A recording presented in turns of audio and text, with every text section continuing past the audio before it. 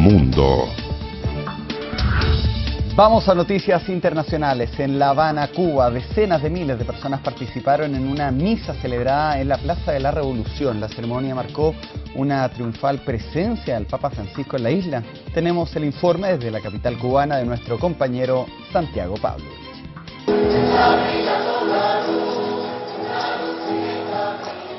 Francisco se desplazó por la Plaza de la Revolución en el Papamóvil, un vehículo Peugeot sin grandes blindajes plásticos, y antes de llegar hasta los presidentes Cristina Kirchner de Argentina y Raúl Castro de Cuba, hizo un lento recorrido entre la multitud entusiasta. Se advertía la presencia de banderas mexicanas, argentinas, costarricenses, brasileñas e incluso chilenas. El primer pontífice latinoamericano ama estos encuentros de piel con los creyentes. Para la gente es un pastor amable y cercano, un hombre carismático cuyo discurso apela a la fraternidad y a la justicia social con un acento especial en los más pobres y desamparados de la tierra. Quien quiera ser grande, que sirva a los demás, no que se sirva de los demás. Hace 50 años, en Cuba, fueron expulsados cientos de sacerdotes acusados de conspirar contra el régimen revolucionario de Fidel Castro. Fueron cerrados los colegios católicos y la educación marxista eliminó el catolicismo y las religiones de origen afroamericano. Un libro de quinto grado de entonces, un libro de lectura, decía que la ciencia había demostrado que Jesucristo nunca existió, y eso se enseñó por décadas. Hoy todo ha cambiado. El Estado socialista respeta a la Iglesia y la Iglesia respeta a la Revolución cubana y a su modelo socialista. Cuba nunca ha sido un país completamente católico. Según cifras oficiales, solo 1 de cada 10 cubanos es católico, aunque fuentes de la Iglesia aseguran que la proporción es mayor si se considera el cristianismo de raíces africanas. La Iglesia Católica cubana, bajo la conducción del cardenal Jaime Ortega, ha sido acusada por los disidentes más radicales de colaboracionista con el gobierno de Castro, pero la Iglesia ha conseguido liberar presos políticos y promover la libertad religiosa en Cuba. En la misa, Francisco insistió en la importancia del servicio y el amor hacia el prójimo, un servicio que no debe ser ideológico. Nunca el servicio es ideológico, ya que no se sirve a ideas, sino que se sirve a personas.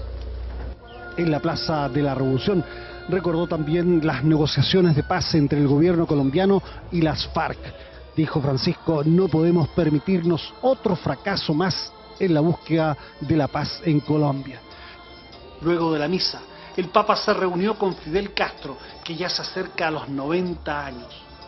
Todos tenemos un solo Dios y esto une, hermana todas las religiones. En algún momento aquí se diga más bien el ateísmo, ¿no? No podemos hablar así tampoco. Cuba siempre ha sido un pueblo religioso, independientemente que por determinadas circunstancias hubo cierto alejamiento con la Iglesia. La pulsera significa que el santo que tienes hecho, Yemayá. Ya. ¿Y por qué vino? ¿Usted es santera, no es católica? Soy católica porque el santero es católico también. Ah, el santero es católico. ¿Qué le pareció el Papa? De lo más bien, perfecto, muy bueno. Uniendo la unión de Cuba con Estados Unidos, que eso es lo que queremos. ¿Y usted es del Partido Comunista también o no? No, yo era militante, pero ya me jubilé, ya no participo, ¿no? ¿Porque no le gusta o por qué? Sí, ¿cómo que no? Ah, ¿le gusta el partido? Sí, la revolución, si nací con esto. Muy bien, o sea, es santera, católica y comunista. Y comunista. No, ¿Con el favor de Dios? Con el favor de Dios y de Fidel.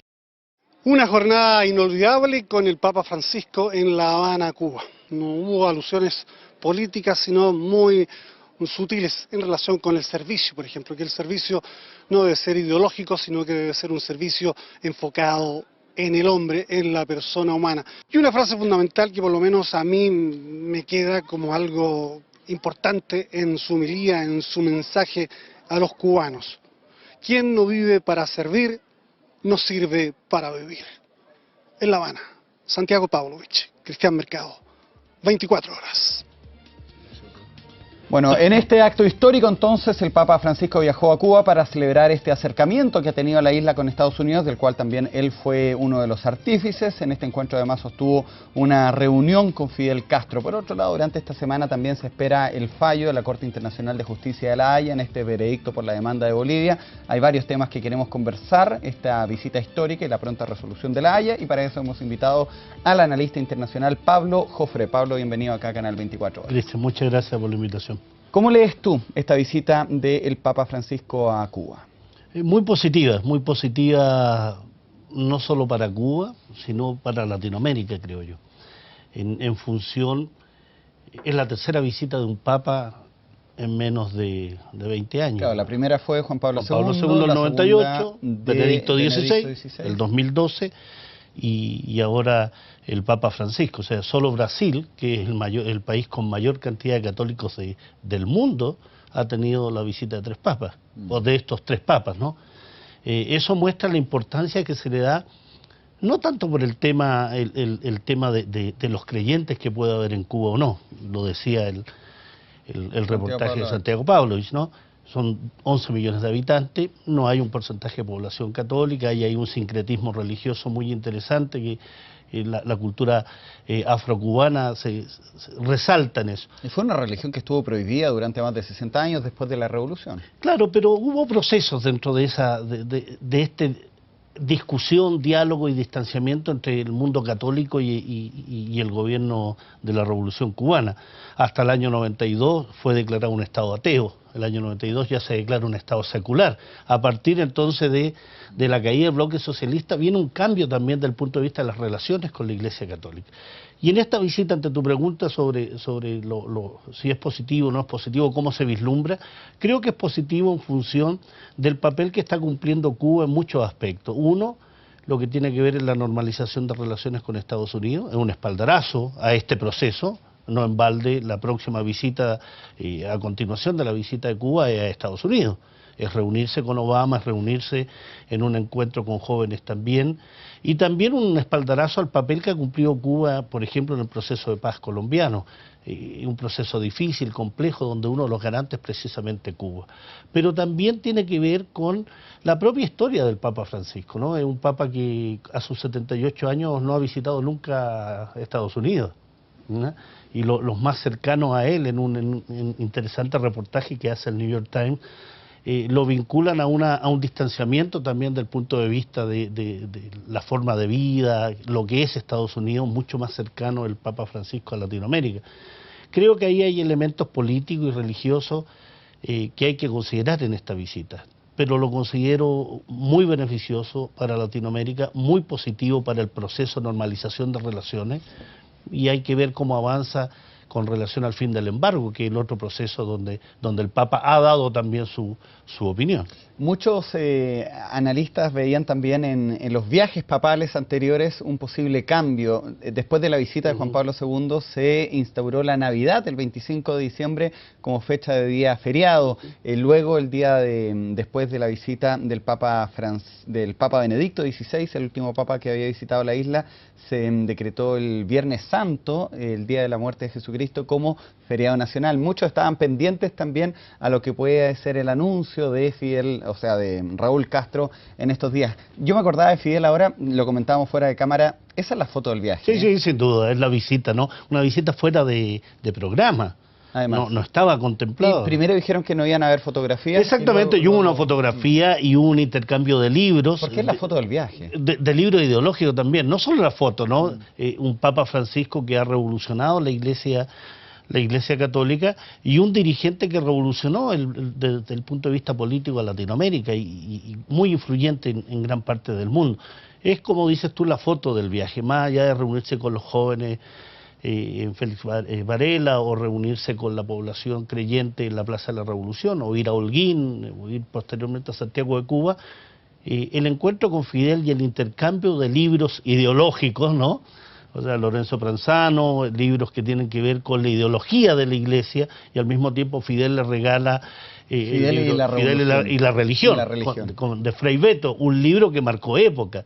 Frei Beto, un sacerdote ligado a la teología de la liberación, y que se ha asignado un tanto al Papa Francisco una cercanía, no con la teología de la liberación, pero sí con muchos de sus fundamentos, cercanía con los pobres, cercanía con los más desposeídos, y sus declaraciones van en virtud de eso, ¿no? Van en virtud de resaltar la labor de la juventud, resaltar la labor de la solidaridad, resaltar la labor de la necesidad que los gobiernos piensen más en las personas, ¿no? Y en ese sentido este encuentro con los jóvenes, Félix Varela, significó, creo yo, una impronta muy importante, el dar a conocer que grandes continentes como el europeo se despreocupan de los jóvenes, no le ofrecen empleo, no hay una situación de acercamiento con ellos, va generando, y lo dice textualmente, va generando primero un alejamiento de la política, un alejamiento de la solidaridad y la posibilidad de que pasen a engrosar ejércitos con clara referencia a Estado Islámico, ejércitos que le ofrecen una alternativa al descrédito, a lo que no ven como posible salida. Ahora, Pablo, y hay que decirlo también, Cuba es una dictadura, Cuba es un país que tiene también situaciones bien especiales frente a las personas que opinan distinto. Con esta visita, Francisco de alguna manera está solicitando una Cuba libre. Recordemos que el Papa Juan Pablo II vino a Chile el año 86 y muchos señalan ese cambio, 86, 87, ya no lo recuerdo, como también un momento que el régimen de Pinochet se abre a un posible fin de esa dictadura. No creo que la visita de Francisco marque ninguna impronta de fin de los años de revolución que lleva Fidel y posteriormente con su hermano Raúl Castro. Hay gestos que el gobierno cubano estableció, como por ejemplo la liberación de 2.500 presos, pero no ha habido ni declaraciones del Papa Francisco en función de esto, más allá de lo que algunos medios internacionales quisieran representarle en función de esto. Se habló de personas detenidas para que no se acercaran Sí, a él, las damas de blanco. Algunas dirigentes de esa agrupación, pero en general los medios internacionales, hizo un recorrido hoy sobre ellos, daban cuenta de normalidad respecto al tema, pero con esta referencia, ¿no? La detención de una dirigente de las damas de blanco y algún tipo de presión para que no asistieran algunos creyentes. Pero creo yo que el saldo es positivo de esta visita. El Papa Francisco no se va a meter en esa hondura.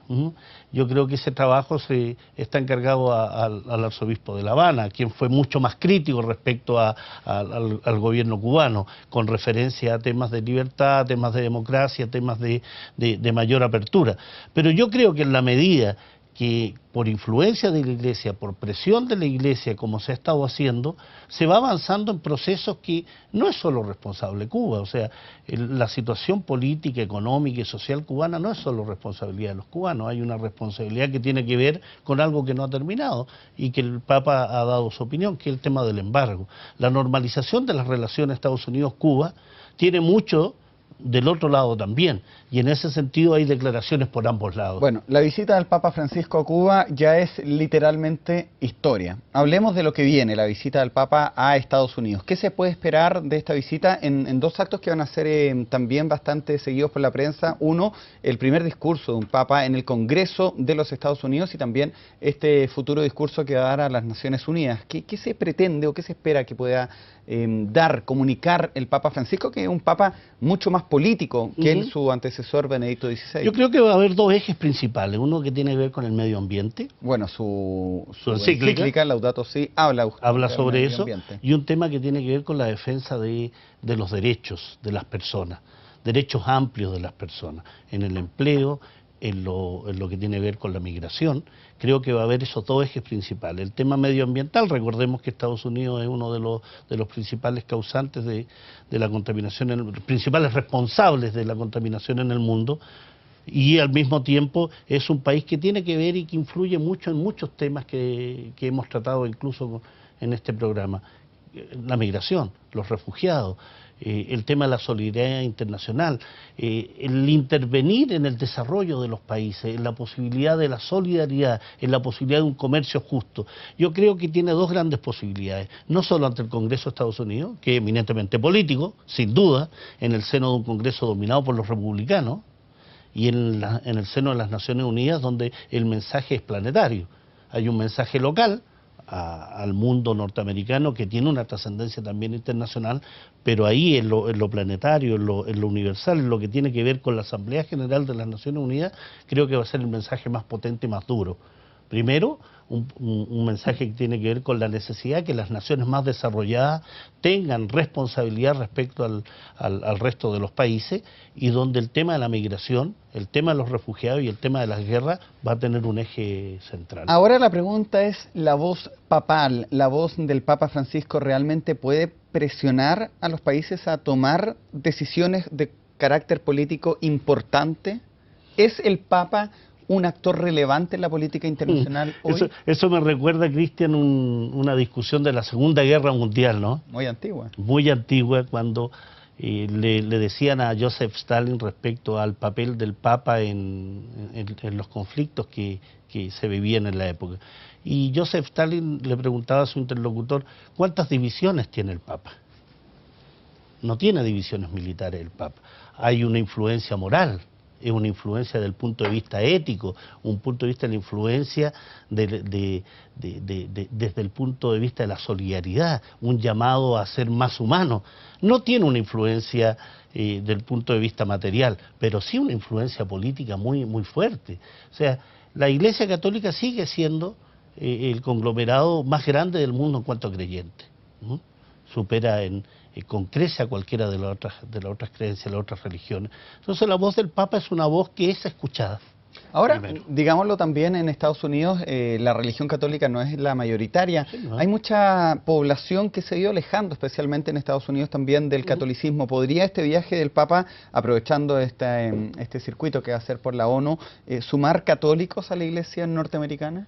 Recordemos por qué hay un alejamiento también, ¿no? Todos los escándalos de pederasta en la Iglesia Católica estadounidense. En Boston. En Boston específicamente, y cómo la Iglesia Católica estadounidense en específico, la última cifra que se manejaba era cerca de $700 millones de pago en indemnizaciones a víctimas de abusos sexuales. Entonces, hay un alejamiento desde ese punto de vista, y hay un alejamiento a partir también de que no es la creencia principal. El único presidente católico que ha tenido Estados Unidos ha sido John Kennedy. Exactamente. Que no era muy moralmente no era muy católico, un ejemplo. ¿No? Como el dicho. Entonces, sí creo que va a tener una influencia positiva en Estados Unidos desde el punto de vista político. Perfecto. Eso es con el primer tema que habíamos anunciado. Este jueves, ¿cierto?, la Corte Internacional de Justicia de La Haya va a determinar si acoge o no la objeción presentada por nuestro país, que busca que el tribunal se declare incompetente, en este caso que enfrenta a Chile y Bolivia. El periodista Ignacio Uribe preparó una nota y luego seguimos conversando con Pablo Jofré.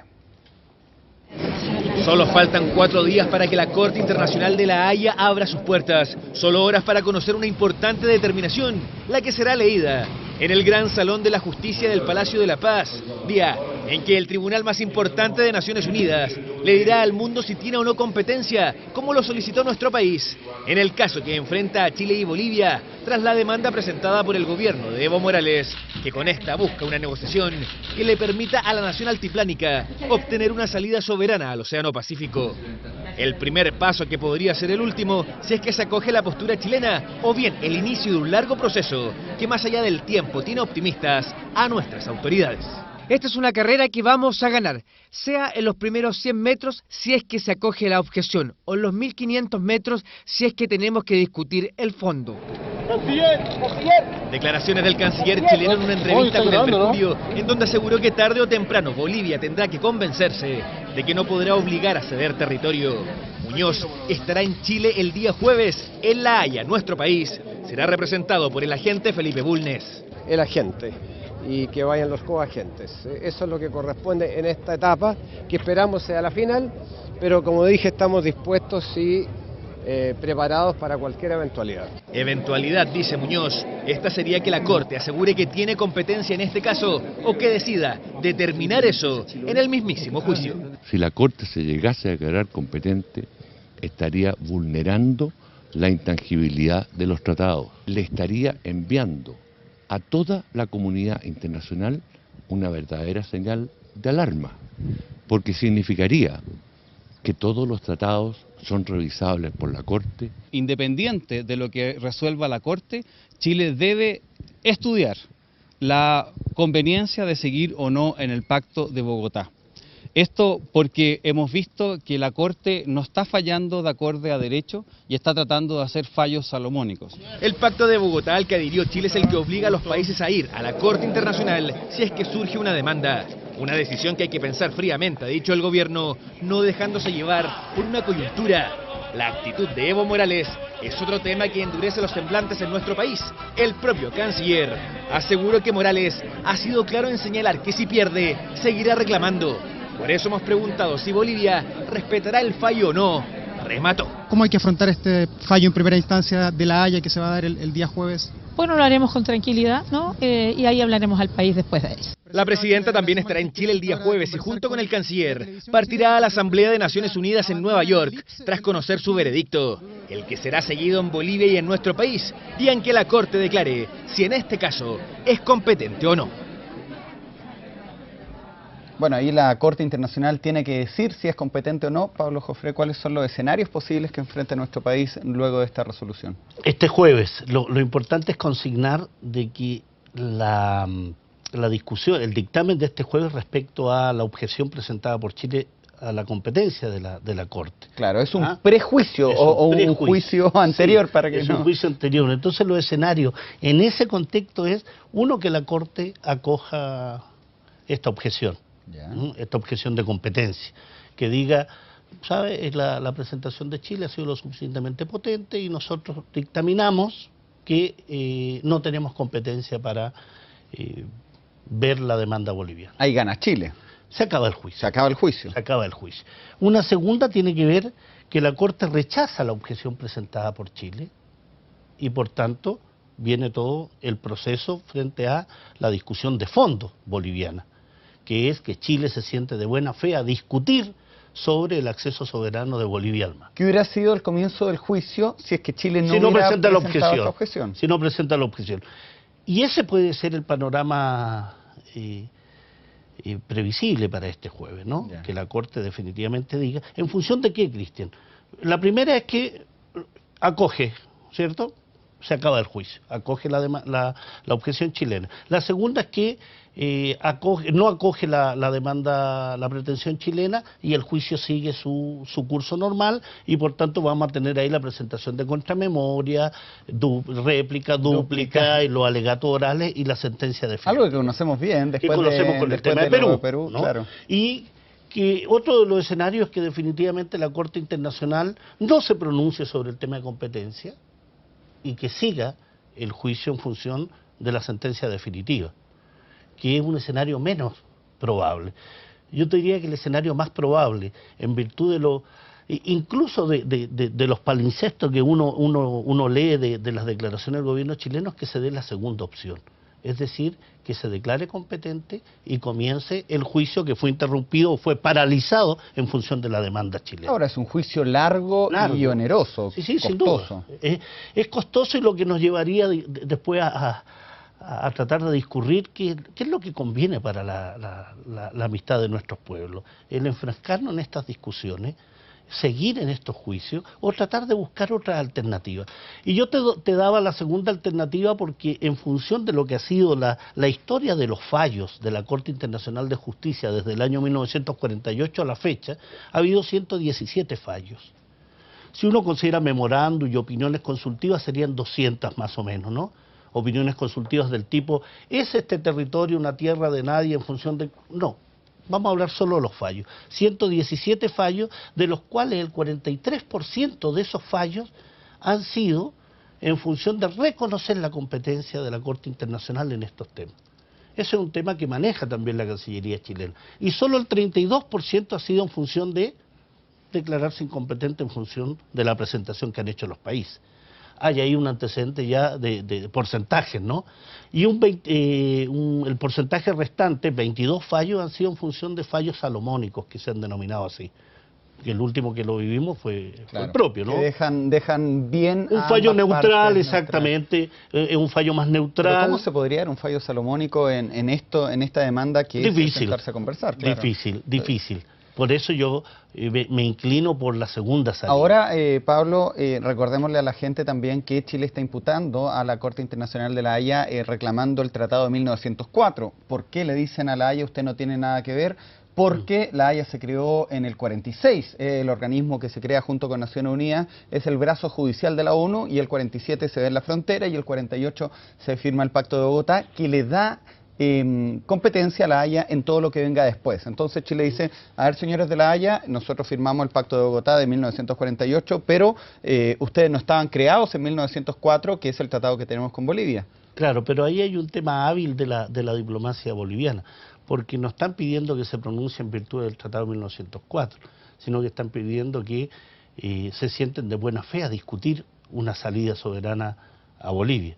No está apelando a reclamar o tratar de no reconocer el Tratado de 1904, que es el alegato chileno. El alegato chileno dice, en virtud del artículo 6º del Pacto de Bogotá, que establece que no se pueden establecer procedimientos si ya hay tratados o acuerdos firmados antes de 1948, de abril de 1948, entonces es incompetente para ver esta... No está declarando a la Corte como incompetente, sino que dice que es incompetente en función que el Tratado de 1904 es previo al Pacto de Bogotá. Perfecto. Pablo, me quedan los últimos 5 minutos para cumplir también con el horario que se le había pactado también a nuestros televidentes. Veo que vienes con el Libro del Mar. El Libro del Mar. Un libro que se le entregó de parte de Evo Morales al Papa Francisco, haciendo un link con la primer tema de la entrevista. Y ahí nos lleva a un tema de crítica, creo yo, al proceder. Creo que los gobiernos chilenos no han procedido bien. No han procedido bien ni desde un punto de vista político, ni comunicacional, ni tampoco que tiene que ver con los tiempos. Creo que puede parecer en estos tiempos muy antipático esto llamado la solidaridad, a la buena vecindad, cuando impera mucho más el chauvinismo, el nacionalismo un poco trasnochado, ¿no? Pero sin duda que nuestros pueblos se necesitan. Chile y Bolivia tampoco van a conseguir resolver este tema si no se cuenta con Perú. Perú es un elemento clave y no se le ha considerado. Quizás en sus orígenes este problema fue bilateral, pero en su definitiva solución es trilateral. Bueno, debe involucrarse a Perú. Que Perú también votó lo que fue el acuerdo de Charaña. Por supuesto. Pero ahí es donde tiene que ver con los actos unilaterales, es decir, aquellos compromisos, promesas, palabras, acuerdos que Bolivia dice Chile le entregó en función de esto, ¿no? Y el Libro del Mar es muy interesante porque hace un recuento completo en 7 capítulos desde las promesas efectuadas desde 1895 hasta el 2011, en que se considera la agenda de los 13 puntos firmado con la presidenta Bachelet, tiene que ver con Charaña entre Pinochet y Banzer, tiene que ver con el Tratado de 1895, que habla con Gabriel González Videla. O sea, estamos hablando más atrás aún. Estamos hablando de una política de Estado que creo que Bolivia lo ha hecho bastante bien. O sea, Bolivia nos va ganando en lo que es comunicaciones, partiendo porque ellos tienen a un encargado de la demanda que es el expresidente Carlos Mesa. Y en cambio nosotros hemos vivido una serie de conductas de expresidentes chilenos que han sido más críticos de la política de Cancillería que coayudadores. ¿Ocupa Evo Morales la demanda marítima con Chile o el tema marítimo con Chile como un elemento de unidad en una Bolivia donde muchas veces se mira más al extranjero para tapar los problemas locales? ¿Lo crees tú? Ese ha sido un argumento que se ha usado permanentemente por Chile. Pero con un presidente que tiene un 65% de popularidad, podríamos hacer al revés, ¿no? ¿Podría Chile, con este tema de la Haya, esconder los problemas políticos internos que tenemos y tratar de buscar unidad nacional en virtud de la unidad local que no tenemos? Con esta crisis desde el punto de vista institucional y político que se vive, oposición, gobierno, temas de corrupción, el argumento se ha dado vuelta. Creo yo que los gobiernos de Evo Morales lo que han logrado es unificar una política de Estado que tiene respecto a Chile y que ha sumado a Carlos Mesa Gisbert como expresidente, ha sumado a Eduardo Rodríguez, ha sumado incluso a expresidentes como Tuto Quiroga en esta petición y demanda contra Chile. Creo que en ese plano, incluso en la consolidación de una transversalidad interna en función de esta política estatal, ha sido más hábil Bolivia que nosotros. Nosotros estamos sujetos a esta chimuchina interna que incluso nos ha quitado poder. Los bolivianos han recorrido todas las cancillerías de Latinoamérica, todas. Han recorrido los foros internacionales en función de esto. Y es lógico que lo hagan, si es su demanda, es sus intereses. Y ante eso uno se pregunta como chileno, ¿qué ha hecho Chile en función de eso? Solo responder, solo entrar en una guerrilla verbal y no buscar soluciones. ¿Chile ha cumplido el Tratado de 1904? En un plano estricto yo creo que sí. Yo creo que sí, porque no creo que sea el cumplimiento del Tratado de 1904, sino que han pasado ya 111 años desde el Tratado de 1904, ¿no? Claro. 111 años. Han pasado 137 años desde la Guerra del Pacífico. Y aún no encontramos una solución con Bolivia. Yo creo que va por ahí. Bueno, buscar esa solución. Un tema que queríamos adelantar. Fueron dos grandes temas que conversamos junto a Pablo el día de hoy. Lo primero, que fue esta visita del Papa Francisco a Cuba, y lo que será noticia, que es su visita a Estados Unidos. Bien interesante lo que decías tú y esta comparación de las divisiones del Papa, ¿eh? Puede que no tenga ejércitos, pero tiene ejército moral o influencia moral aún en gran parte del mundo. Muy buena esa acotación, hay comentarios en las redes sociales sobre eso. Y finalmente esta demanda, que se va a saber cuál es su futuro el día jueves. Muchas gracias, Pablo José. Un gusto. Como siempre. Cuando quieras.